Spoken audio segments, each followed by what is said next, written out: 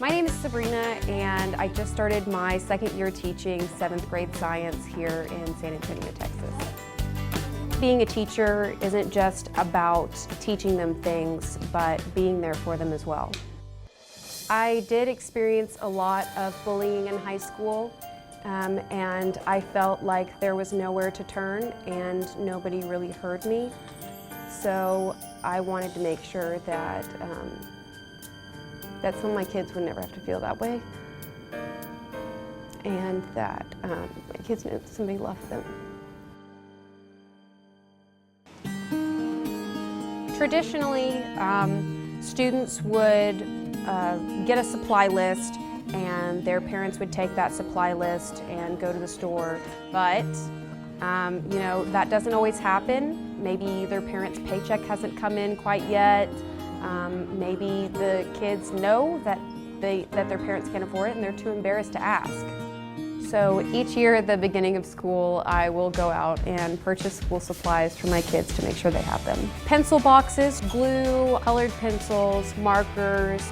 My cart was overflowing with school supplies, and I go to the checkout line and I start unloading my cart, and I see a gentleman come and stand directly behind us.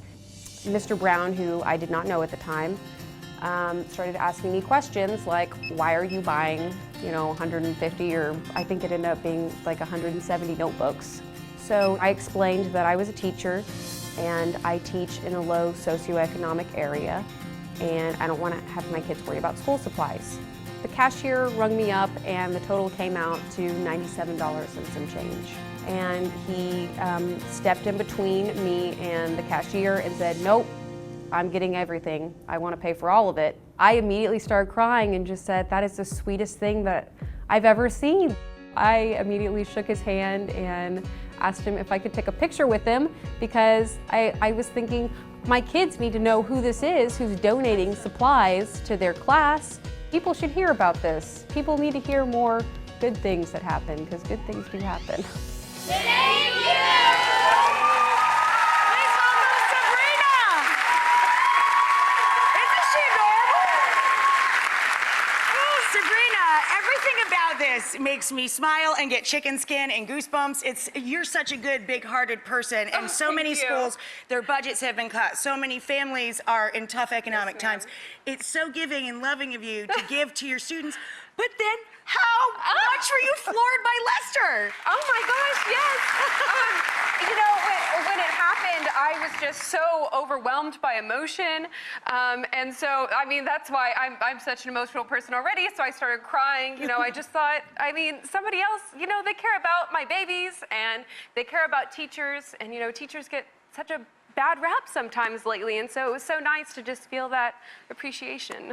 It's probably hard to wrap all those words around the situation in the moment, and I'm really glad that Lester's backstage and heard you say all of them. Lester!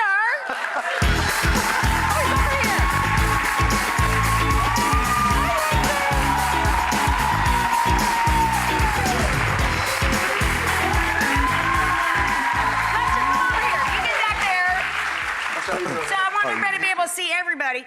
Now, Lester, I hear that you make a habit of this. You don't just, look, he's crying. I love you so much. Bring me tissues for Lester.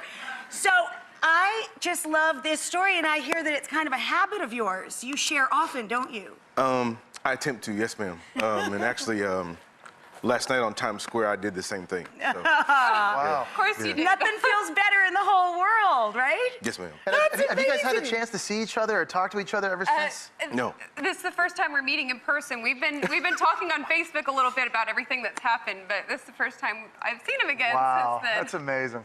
Cool. Everybody's crying, but